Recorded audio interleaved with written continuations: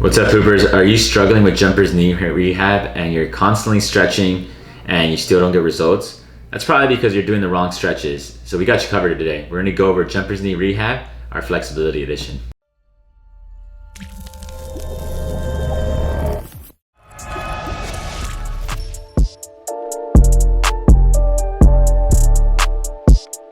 What's up, poopers? My name is Marco Lopez, doctor of physical therapy and certified strength and conditioning specialist and co-founder of the Basketball Doctors alongside with Dr. Gabe Ignacio.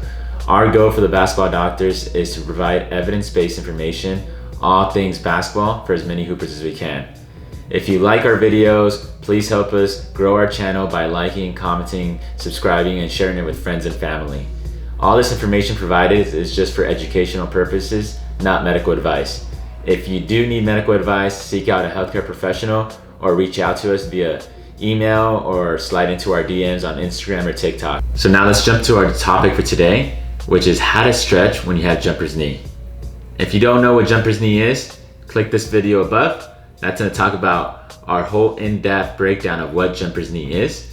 And if you don't know the difference between jumper's knee and patellar tendonitis, click this video and we kind of break it up into what are the key components of each one. We're gonna go over muscle flexibility and its importance with jumper's knee rehab. We're constantly getting DMs, questions on people like, hey, I'm stretching all the time and I'm still having jumper's knee. That's probably because you guys are doing the wrong stretches. So we're gonna go over the key stretches that you need to be doing. And we're gonna break it up into different body parts. And the reason flexibility is important is because the muscles, not only do you get to work on your mobility, but flexibility is the muscle length. So if the muscles are too tight and not lengthened correctly, that's gonna put additional stress on the patella, which is gonna cause more compression stress in the patellar tendon. So the first key muscle that we're gonna go over is the rectus femoris. The rectus femoris is a muscle that attaches above your hip and goes down all the way to the patella. And then from the patella, it goes to the patellar tendon. So the rectus femoris is part of the four quadricep muscles. We have the vasti medialis, vasti intermedialis, vasti lateralis, and then the rectus femoris, the big one. And that's the only quad muscle that attaches from above your hip all the way down to your kneecap. And that's one of the biggest culprits of jumper's knee. So we're gonna go over our favorite stretch, which is the human bretzel stretch. All right, guys, we're gonna go over one of my favorite quad stretches, which is the human bretzel. So the human bretzel, you're gonna be ending up looking like a bretzel. So first start off bringing your left knee towards your chest. That's gonna lock out the lumbar spine. From there, we're gonna bring our right leg back towards us and try to bring that heel towards our butt. And we're gonna feel a stretch in that quad. From there, you're gonna allow your body to rotate. Allow that shoulder to come down. That's gonna improve your thoracic rotation towards your left. From there, you see Gabe's there just in that position, just hanging out. You're gonna feel a big stretch everywhere. And he has his hand on his opposite knee, his left knee, to allow that spine to be locked. That way he doesn't extend his spine and gets a good rectus femoris stretch. The second important muscle that we need to look at when we're talking about flexibility are the hip flexors. The hip flexors attach in your hip, and those are the ones that people always constantly say, hey, my hip flexors are tight. And the reason they play a huge role in jumper's knee is the hip flexors actually tilt your pelvis forward. When you tilt your pelvis forward, you actually become more of a quad dominant basketball player, meaning you use more of your quad muscles and you're constantly engaged in those hip flexors. So we really need to stretch those hip flexors out in order to go into more of a posterior pelvic tilt and use that in our ability to strengthen our glute muscles. If you click the video above, that talks about why glute strengthening is huge for jumper's knee. So let's jump into our stretch, which is the hip flexor half kneeling 3D stretch. All right, guys, we're gonna go over a 3D hip flexor stretch. One of my favorite stretches for the hip flexor muscles. So we're gonna start off in a half kneeling position. So use a pad just to kind of protect your knee or a pillow, anything there. Start off in a sprinter stance on the back foot. So all the way on the big toe. Then from there, we're gonna tuck our bit in, squeeze your glutes. That's gonna flatten the spine because we don't want the spine to arch. So keep that butt tucked in. Now, and that's our starting position, squeeze the butt and you're gonna drive forward and you should start feeling a stretch in the hip flexor, the muscles above or in front of your hip. As you drive forward, we wanna keep that spine neutral. So you wanna make sure the butt's tucked in as we drive forward. Now we're gonna add a little twist. We're gonna start going into a three-dimensional. So now Gabe's gonna lean forward and then he's gonna move his arm out to the outside to his right-hand side. He's gonna accentuate the stretch doing that. After he does that, a couple reps, then he's gonna go into a little rotation, tucking his butt in. He's gonna rotate out towards his right, and you should feel that bigger stretch. As we come to the front, you see that he is driving forward, butt is tucked in, his right knee's driving the movement, and then we'll go through the motions as he drives forward, a couple reps, maybe 3 reps, then he's gonna reach up overhead to his right.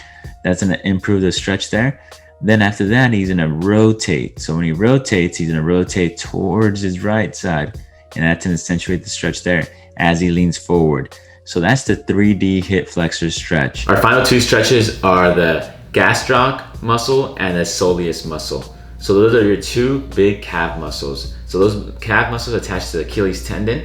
And the reason that inflexibility is important because we want our ankle to dorsiflex, meaning bring our toes up, our forefoot up. If our ankle can't go like this, that's gonna decrease our ability to absorb force when we land, when we cut, any of those motions. So if you can't absorb force from the ankle, it's gonna move up to the next joint, which is the knee, specifically the patellar tendon.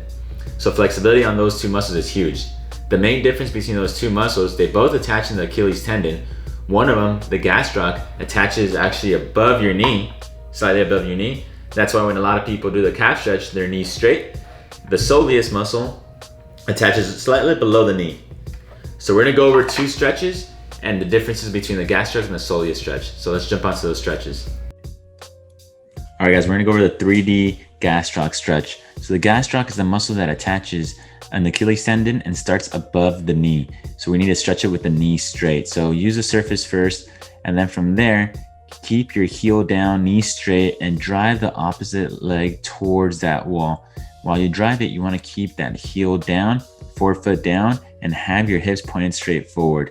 So that's the starting position.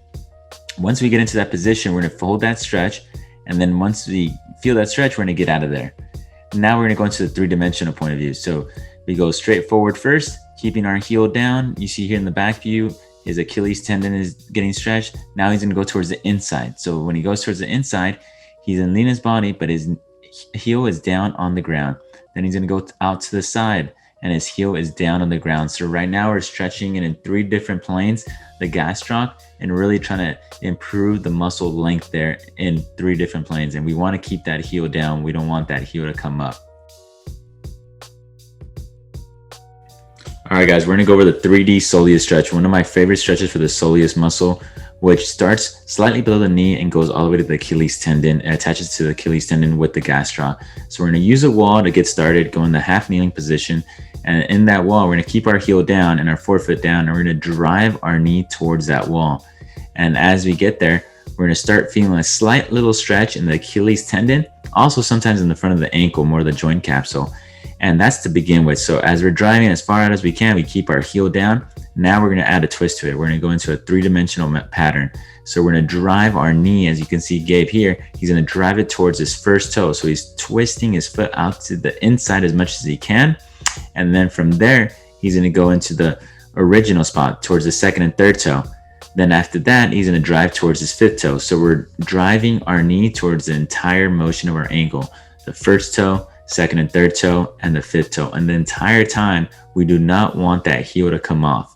That's bad news. Keep the heel down. That's gonna allow us to maintain that stretch. All right, Hoopers, did you find these stretches very effective and you actually felt the stretch, 1, in the rectus femoris and your quad muscles, 2, your hip flexors, and also in your calf, both the gastroc and the soleus? And if you need more guidance, we have an 8-week jumper's knee rehab program, which is 5 days a week. And we go into even further stretches in depth, strengthening, and even some biomechanics in jumping and landing. So if you need some more guidance, check out our 8-week jumper's knee program. The link is below. And if you're still unsure, we have a 1-week free trial for you to check out. So click the link below and start taking charge of your jumper's knee health. All right guys, hopefully you guys learned something from our videos. If you liked our video, please like, comment, subscribe, and please share with all your friends so we could reach as many hoopers as we can. And if you didn't like the video, that's okay. Just hit the dislike button, but just tell us why you didn't like it so we could fix that and keep on providing you great content. All right guys, let's ball for life.